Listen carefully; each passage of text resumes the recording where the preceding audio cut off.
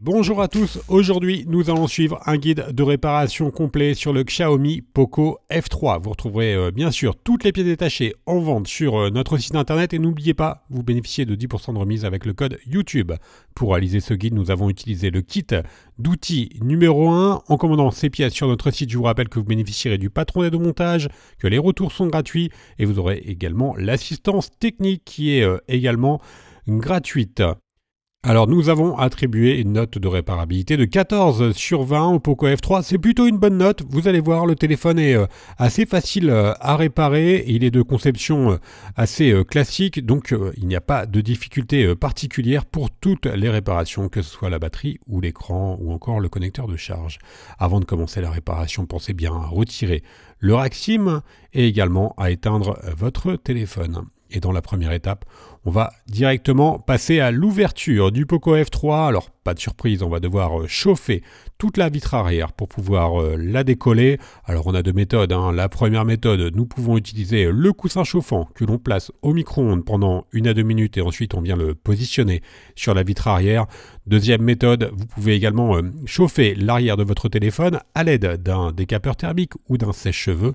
Et là encore, on vient donc chauffer tout le contour du téléphone pendant environ 15 à 30 secondes. Une fois qu'on a correctement chauffé l'arrière du téléphone, on vient créer un point d'insertion en utilisant le médiator en métal percé qui est inclus dans le kit d'outils numéro 1.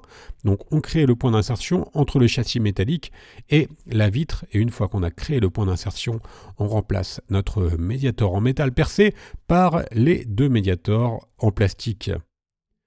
Il nous suffira ensuite de faire glisser les médiators sur tout le contour du téléphone pour pouvoir procéder à l'ouverture de celui-ci. Alors le Pocophone, le Poco F3, il est en norme IP56, il n'est pas en norme IP68 au niveau de l'étanchéité et ça signifie qu'il est tout simplement plus facile à ouvrir que les téléphones qui sont complètement étanches. Et surtout, n'hésitez pas à rechauffer si vous avez un petit peu de mal à faire glisser les médiators. Voilà, on finalise l'ouverture à l'aide des deux médiators. Et une fois qu'on a bien fait tout le contour, on va pouvoir soulever la vitre arrière. Alors on l'appelle vitre arrière, mais celle-ci elle est en plastique, donc vous n'avez aucun risque de casse lors de l'ouverture. On a un accès maintenant direct au téléphone et on va pouvoir maintenant déconnecter la batterie dans la deuxième étape. Alors le connecteur de la batterie il est situé sous une plaquette et on va devoir retirer. Donc cette plaquette c'est le cache de la carte mère qui est maintenu par 11 vis. Et ce sont des vis cruciformes, elles font toutes la même taille et vous avez notamment une vis avec un témoin d'ouverture. Ensuite on vient déclipser le cache qui fait également office d'antenne. Je vous rappelle, le Poco F3, il est 5G et on déconnecte maintenant la nappe du micro pour libérer complètement le cache. Et on a un accès maintenant direct à la nappe de la batterie. Donc on va déconnecter la nappe de la batterie. Et maintenant, on va pouvoir donc s'intéresser justement à la batterie. Dans la troisième étape, on va devoir décoller la batterie. Alors avant cela, on va bien sûr déconnecter la nappe d'interconnexion qui est juste au-dessus. Ensuite, on vient décoller l'adhésif gauche. Alors bien sûr, vous retrouverez sur notre site les tutos spécifiques pour remplacer la batterie ou pour remplacer l'écran ou encore le connecteur de charge. Donc si vous devez remplacer par exemple les caméras ou le connecteur de charge, vous n'êtes pas obligé d'enlever la batterie. On a ensuite enlevé la plus grosse partie de l'adhésif, donc qui est notée en A, et ensuite on enlève la partie B et on va devoir tirer sur la languette principale, donc la languette notée A, pour décoller la batterie. Donc ça se fait très facilement et ça c'est vraiment un bon point pour la réparation et pour l'indice de réparabilité. Vous avez vu, la batterie, elle n'a pas bougé, elle est en parfait état. C'est une batterie de 4520 mAh et qui accepte la recharge rapide en 35 watts. On va passer maintenant à la partie basse du téléphone. On va pouvoir retirer le haut-parleur principal qui est maintenu par 7 vis. Alors vous avez deux haut-parleurs sur le Poco F3, un en haut et un en bas. Là on retire le haut-parleur principal du bas et le haut-parleur du haut, qui fait également office d'écouteur de l'oreille. On déclipse donc notre bloc haut-parleur, Alors vous ferez attention, le bloc haut-parleur, il va venir avec un câble coaxial qui est directement collé sur celui-ci. Donc on vient le déconnecter sur la carte mère pour pouvoir enlever complètement le haut-parleur. Et après, si vous devez remplacer votre haut-parleur, vous devrez bien sûr récupérer le câble coaxial. On va vous montrer comment faire. On va commencer par le désengager du cache. Et ensuite, vous avez une petite carte qui est sur la partie gauche. On va tout simplement la déclipser. C'est une antenne qui est utilisée. Et voilà le câble. Et l'antenne qui a été enlevée du haut-parleur. Dans la 5e étape, on s'intéresse au connecteur de charge. Alors le connecteur de charge, il est juste en dessous. On commence par déconnecter la nappe d'interconnexion. Et ensuite, on va pouvoir également déconnecter l'autre câble coaxial, donc qui relie la carte mère à notre connecteur de charge. Alors bien sûr, je vous l'avais indiqué, mais si vous devez remplacer juste votre connecteur de charge, vous n'avez pas besoin de retirer la batterie. Et c'est la même chose pour le haut-parleur. On chauffe maintenant légèrement le connecteur de charge pour le décoller plus facilement. Et voilà notre connecteur de charge qui comprend également un micro. Dans la 6e étape, on va s'intéresser au lecteur SIM et au vibreur. Donc on reste toujours sur la partie basse du téléphone. Alors on décolle la sous-couche de l'adhésif de la batterie. Car vous allez voir la nappe qui était en dessous. En fait, c'est la nappe du lecteur SIM donc que l'on vient déconnecter. Ensuite, on va déconnecter également la nappe de l'écran qui est tout en bas. Et on va chauffer légèrement la nappe du lecteur SIM. On va tirer sur cette nappe et on va pouvoir retirer complètement notre lecteur. Donc la nappe du lecteur SIM, elle fait également rallonge pour la nappe de l'écran.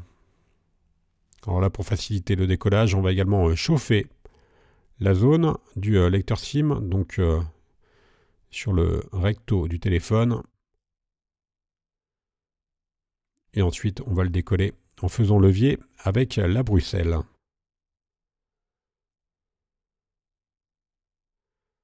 Et on va l'extraire donc par le haut.